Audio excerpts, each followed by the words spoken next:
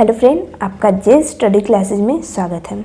अभी तक हम अल्कोहल, फिनॉल एवं ईथर के बारे में पढ़ रहे हैं। आज का हमारा लेक्चर 12 है, जो कि आज का हमारा जो लेक्चर रहेगा वो लास्ट है। ठीक है, मतलब अल्कोहल, फिनॉल एवं ईथर के जितने भी इम्पोर्टेंट पॉइंट थे हमने सबको डिस्कस कर दिया। ठीक है, और एनसीईआरटी के एक एक पॉइंट को भी हमने डिस्कस किया हुआ है। आप देख सकते हैं बुक को उठाकर, और एक बार आप जितना भी हमारे साथ नोट बनाए हुए हैं उसे आप कम से कम 2 बार तो पढ़ ही लीजिए। हम जितना कुछ भी अभी तक बता चुके हैं अल्कोहल, फिनॉल एवं ईथर में, 2 बार पढ़ने के बाद, अगर आप हमारे साथ पढ़ रहे हैं, नोट्स बनाए हुए हैं, तो 2 बार पढ़ने के बाद आप एनसीईआरटी बुक को ओपन कीजिए और अल्कोहल, फिनॉल एवं ईथर के एक एक पॉइंट को पढ़ते हुए एकदम लास्ट तक एक बार में आपको पढ़ना है। या फिर आप इस तरह कीजिए, या फिर अल्कोहल वाले पार्ट को आज पढ़ लीजिए, फिनॉल को कल, या ईथर को परसों, इस तरह करके पढ़िए। या फिर हमारा कहना यह रहेगा कि आप एक बार में ही पूरा का पूरा एक बार में आप पढ़ लीजिए। ठीक है, जब आप सरसरी निगाह से, मतलब हल्का फुल्का देखते हुए जल्दी जल्दी पढ़ लेंगे तो क्या होगा, आपके दिमाग में एक माइंड मैप बन जाएगा कि हाँ, अल्कोहल, फिनॉल एवं ईथर का हमने इतने पॉइंट को तैयार किया। क्योंकि 2 बार पढ़ने का मतलब ये नहीं हुआ कि केवल पढ़ लेना, जी नहीं, आप उसे कितनी बार पढ़ें, कितनी बार प्रैक्टिस किए हैं, उसके बाद जब आप अच्छे से सब रिएक्शन को कर लीजिए और उसके बाद आपको पता चल जाए कि इस रिएक्शन में इसके साथ अगर हम रिएक्शन कराते हैं तो क्या बनता है, बनने वाला प्रोडक्ट भी याद रखिए और उस रिएक्शन को क्या कहते हैं, ये चीज़ भी आपको याद होना चाहिए। ठीक है, और अल्कोहल, फिनॉल एवं ईथर के कुछ इंपॉर्टेंट रिएक्शन है जिसे हमने कंप्लीट कर दिया है। जैसे कोलबेज रिएक्शन हो गया, रेमेटिमर रिएक्शन हो गया, विलियमसन ईथर सिंथेसिस रिएक्शन हो गया। ये सभी इंपॉर्टेंट टॉपिक है जो कि हर साल बोर्ड के एग्जाम में पूछे जा रहे हैं। ठीक है, तो उसे आज हम लोग हमने इससे इन सब पॉइंट को डिस्कस कर दिए हैं।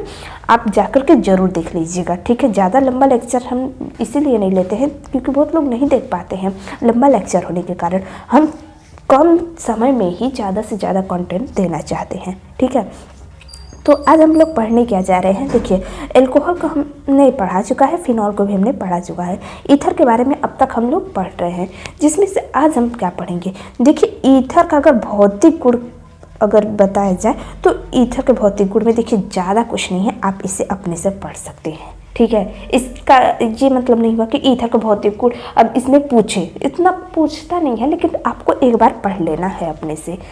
ठीक है, अब भौतिक गुण में क्या पढ़ सकते हैं, इसका रंग कैसा होता है, बॉइलिंग पॉइंट क्या है, मेल्टिंग पॉइंट क्या है, यही सब होगा।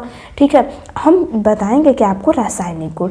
ठीक है, क्योंकि रासायनिक गुण बहुत ही ज़्यादा इंपॉर्टेंट है, चाहे ईथर हो, चाहे फिनॉल हो या अल्कोहल हो। ठीक है, रासायनिक गुण में हम लोग क्या पढ़ेंगे। देखिए, ईथर क्या होता है, ईथर ROR, यही तो है ईथर। ठीक है, R क्या है, कार्बन की श्रृंखला होती है, मतलब 2 कार्बन की श्रृंखला में अगर एक ऑक्सीजन आ जाए तो ये ईथर कहलाता है। ठीक है, तो इसका हम लोग आज पढ़ेंगे रासायनिक गुण। रासायनिक गुण का मतलब हम लोग सबसे पहले ये देखेंगे कि ईथर, मतलब मान लेते हैं कि ये COC है, ठीक है, या फिर COCH3 है। ठीक है, अब हमें पता करना होगा, या फिर मान लीजिए यहाँ पर C2H5 है।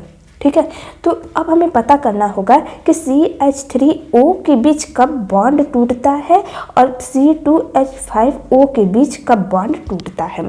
ठीक है, समझ रहे हैं। देखिए, ये क्वेश्चन 2 बार 2 तरीके से हो गया, इसको हम लोग जानेंगे। ठीक है, तो हम सबसे पहले आपको यही बात बता दे रहे हैं कि क्या रहेगा तो आपको कैसे रिएक्शन करना होगा। मतलब जैसे आपको कहीं पर भी अगर बेंजाइलिक दिख जाए, ठीक है, बेंजाइलिक, बस 3 पॉइंट ही हम लिखवाएंगे, बहुत ज़्यादा इंपॉर्टेंट है। ठीक है, बेंजाइलिक दिख जाए, या फिर आपको एलाइलिक दिख जाए, एलाइलिक, ठीक है, या फिर आपको टर्सरी कहीं दिख जाए, ठीक है, टर्शियरी। अब ये क्या है, जैसे ही आपको ये तीनों पॉइंट दिख जाएं, ठीक है, जैसे ही आपको चाहे बेंजाइलिक हो या एलाइलिक हो या टर्शरी हो, अगर आपको ये 3 पॉइंट दिख गया तो समझिए अगर कोई भी ग्रुप, जैसे अगर मान लीजिए न्यूक्लियोफाइल आया, ठीक है, न्यूक्लियोफाइल में क्या हुआ, जैसे कोई भी ऋणात्मक समूह, ठीक है, जैसे फ्लोरीन, क्लोरीन, ब्रोमीन, आयोडीन, ठीक है, कोई भी ऋणात्मक भाग अगर आएगा तो इसी के साथ डायरेक्ट अटैच हो जाएगा। इसका मतलब क्या हुआ, अब हम है ना एग्जाम्पल देने के लिए, क्योंकि एग्जाम्पल से तो आपको समझ में आता है। ठीक है। देखिए मान लेते हैं हम सबसे पहले टर्सरी, इस तरह से। टर्सरी का मतलब क्या हुआ है, एक कार्बन है उससे जुड़ा हुआ 3 कार्बन, ठीक है। तो ये टर्सरी हो गया, इसमें O हो गया। अब मान लेते हैं यहाँ पर कोई कार्बन की श्रृंखला है, हमें नहीं पता कौन सा कार्बन, बस हम एक एक दिखा रहे हैं। इसमें हम क्या किए कि मान लेते हैं HI के साथ रिएक्शन कराते हैं। हमें कब पता चलेगा कि इसके बीच बॉन्ड टूटेगा या फिर इसके बीच बॉन्ड टूटेगा, ठीक है। मतलब ये जो O है यह इसके साथ लगेगा या फिर इसके साथ O लगेगा। इसका मतलब क्या हुआ, इसके साथ उसके साथ डायरेक्ट रिएक्शन कराइए ना, ठीक है, करा दे रहे हैं। अब देखिए जब HI है, इसे तो आपको पता होगा कि H प्लस के रूप में होता है और I माइनस के रूप में होता है, ठीक है। अब इसमें I क्या है, एक तरीके से ये न्यूक्लियोफाइल है, ठीक है। अब न्यूक्लियोफाइल होने का मतलब क्या हुआ, आपको देखना होगा कि कहीं ये बेंजाइलिक तो नहीं है, जी नहीं बेंजाइलिक तो नहीं है। एलाइलिक भी नहीं है। टर्शरी, हाँ टर्शरी तो है भाई। अब क्या करेंगे, देखिए जैसे ही आपको टर्शरी दिखता है तो आप क्या कीजिए, यहाँ से बॉन्ड तोड़ दीजिए और इसका न्यूक्लियोफाइल ला करके इसको जोड़ दीजिए, मतलब C, ठीक है। यहाँ पर कार्बन कार्बन जुड़ गए। अब क्या होगा, अब ये जो न्यूक्लियोफाइल है बस इसके साथ आकर के जुड़ जाएगा। अब ये जो C है, अब इसके साथ तो O है ही, अब यहाँ पर आया है H, इसको जोड़ दीजिए। आप चाहे तो इसके वैलेंसी को कंप्लीट कर सकते हैं। तो मतलब CH3 OH इधर निकल जाएगा, यहाँ पर भी CH3, यहाँ पर CH3, यहाँ पर CH3। इसी तरह आप यहाँ पर भी कंप्लीट कर सकते हैं CH3 करके, मतलब हाइड्रोजन के साथ तो आप बॉन्ड को कंप्लीट कर ही सकते हैं, ठीक है। अगर मान लीजिए यही रिएक्शन, ठीक है, यही रिएक्शन से किसके साथ हो, देखिए मान लेते हैं इसमें क्या करते हैं, हम एक कार्बन को कम कर देते हैं, मतलब CH3 हो गया, यहाँ पर CH3, यहाँ पर H, यहाँ पर O, यहाँ पर CH3। अब इसका रिएक्शन अगर हम HI के साथ कराएं तब क्या होगा, तो देखिए इसमें से हमें आपको बताना होगा कि क्या है, बेंजाइलिक है, बेंजाइलिक नहीं है, एलाइलिक है, एलाइलिक भी नहीं है, टर्शरी है, टर्शरी भी नहीं है। आपको ये तो समझ में आ रहा है ना कि बेंजाइलिक क्या होता है, एलाइलिक क्या होता है, टर्शरी। हमने एक एक पॉइंट को क्लियर किया हुआ है, ठीक है। बेंजाइलिक का मतलब क्या हुआ, बेंजीन रिंग से जुड़ा हुआ कार्बन, इस कार्बन के बगल में अगर कोई भी समूह आ जाए, ठीक है, मान लेते हैं OH हो गया, तो ये बेंजाइलिक हो जाएगा, ठीक है, बेंजाइलिक अल्कोहल हो जाएगा, ठीक है। मतलब रिंग से जुड़ा हुआ कोई कार्बन है और उस कार्बन से जुड़ा हुआ कोई भी समूह, ठीक है, तो ये बेंजाइलिक हो गया। टर्शरी तो आपको पता चल गया, एलाइलिक भी आएगा तो हम बता देंगे, ठीक है। अब इस रिएक्शन में क्या होगा, हम जैसे बोले थे कि जैसे न्यूक्लियोफाइल कब जोड़ते हैं, जब ये तीनों पॉइंट आपको कहीं दिख जाए, मतलब बेंजाइलिक, एलाइलिक और टर्शरी। इसमें तो कोई भी पॉइंट नहीं है, तब क्या होगा, ये जो HI है तब क्या होता है, देखिए CH3 जो है वैसे ही रहेगा, मतलब CH3 हो गया, CH3 यहाँ पर हो गया। अब क्या होता है कि जब ये टर्शरी नहीं हो, बेंजाइलिक नहीं हो और एलाइलिक नहीं होता है, तब इसके साथ O लग जाता है। अब क्या होगा समझिए, अब क्या होता है, इसमें ये जो छोटा वाला समूह है, मतलब CH3 जो है, इसके साथ ये न्यूक्लियोफाइल लग जाता है, CH3I लग जाता है और यहाँ पर आ जाता है H। ये जो H है अब यहाँ पर आ जाएगा। अब आपको इन दोनों को ध्यान के साथ और बहुत ही ध्यान के साथ, हम तो कहेंगे, देखना होगा कि इसमें और इसमें क्या चेंजिंग हमने किया है। तो अब आपको समझ में आ गया होगा कि ये जो इतना पॉइंट है, 3 पॉइंट हमने लिखवाया, इसके अलावा अगर HI आ जाए तो आपको पता चल जाना चाहिए कि कहाँ पर ये रिएक्शन होने पर कैसे ये बॉन्ड टूटता है। नेक्स्ट एग्जांपल अब हम ले रहे हैं, जैसे मान लेते हैं ये बेंजीन हो गया, इससे जुड़ा हुआ O है और इससे जुड़ा हुआ मान लेते हैं CH3 हो गया, ठीक है। इसका रिएक्शन अगर हम मान लेते हैं HI या फिर HX, X हम लिख दे रहे हैं ताकि आपको ये समझ में आ जाए कि यहाँ पर क्लोरीन रहे, ब्रोमीन रहे, आयोडीन रहे, कुछ भी रहे, तब क्या होगा। अब ये बेंजाइलिक तो है नहीं, तो क्या होगा, बेंजीन हो गया, रिंग से जुड़ा हुआ, और इसमें O तो वैसे ही रहेगा और इसका H आकर के जुड़ जाएगा और इसमें क्या हो जाएगा, CH3X बन जाता है।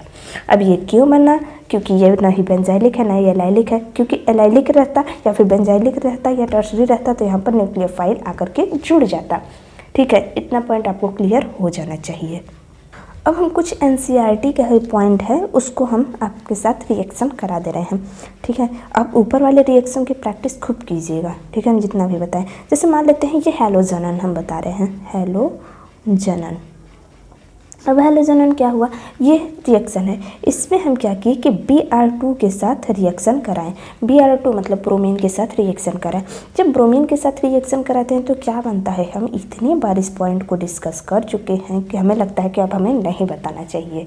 ठीक है, अब ब्रोमीन है, ब्रोमीन कब लग सकता है, ब्रोमीन के लगने की संभावना जो है इस रिंग पर 2 बार है।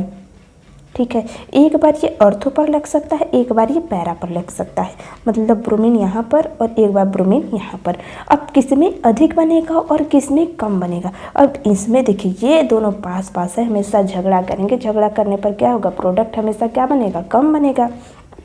ठीक है, देखिए आप इसको एग्जाम्पल के माध्यम से समझ सकते हैं कि जब घर में झगड़ा हो रहा है तो उस घर का विकास बहुत ही कम होता है। ठीक है, तो इसमें क्या होगा, मतलब पास पास है, दोनों ही एक दूसरे से झगड़ा करते रहते हैं, तो क्या होगा कि ये वाला जो प्रोडक्ट है वो बहुत ही माइनर बनता है। ठीक है, माइनर बनता है मतलब बहुत ही कम बनेगा, और क्या। और ये जो देखिए दोनों अपोजिट में हैं, तो ये क्या होता है, ये मेजर प्रोडक्ट होता है, मतलब मेजर अधिक में बनते हैं।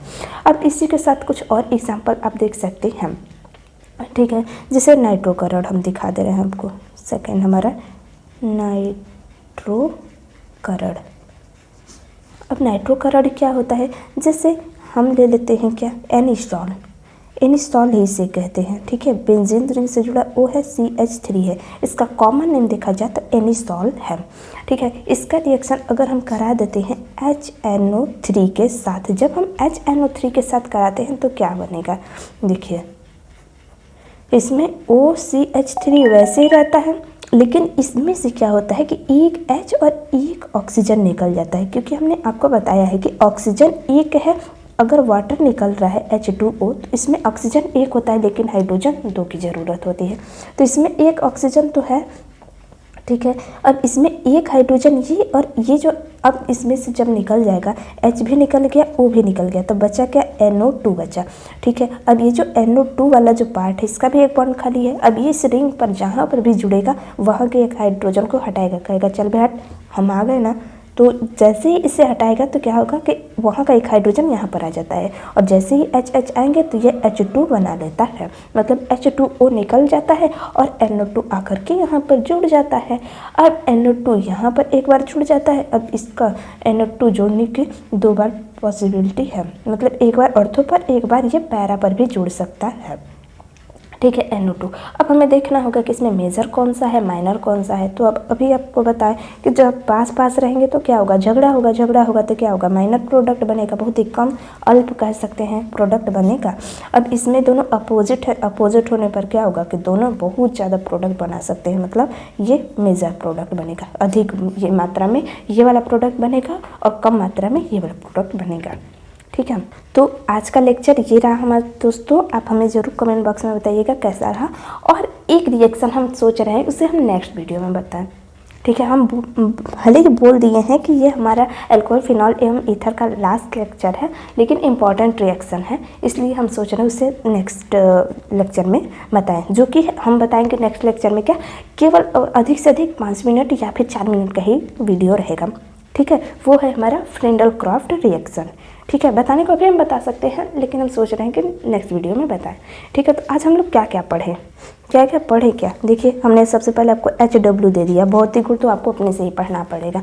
ठीक है, ज़्यादा डिफिकल्ट नहीं है, क्योंकि हम इतना सारा भौतिक गुण बता चुके हैं, अन्य जैसे अल्कोहल हो गया, फिनॉल हो गया, इन सब के भौतिक गुण बता चुके हैं, तो आप ईथर का ईजिली पढ़ सकते हैं। ठीक है, रासायनिक गुण में हमने आपको बता दिया कि कब किसका बॉन्ड टूटेगा। ठीक है, आपको ये तीनों पॉइंट याद रखना होगा कि जब ये तीनों पॉइंट दिख जाए तो तुरंत न्यूक्लियोफाइल ला करके जोड़ दीजिए, ऑक्सीजन को हटा करके।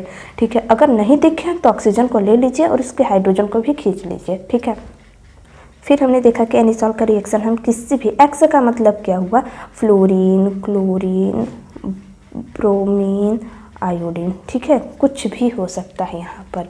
और उसके बाद हैलोजन क्या होता है और नाइट्रोकलर्ड क्या होता है, सबको हमने डिस्कस कर दिया। अब फ्रेंडल क्राफ्ट रिएक्शन हम नेक्स्ट लेक्चर में देखेंगे।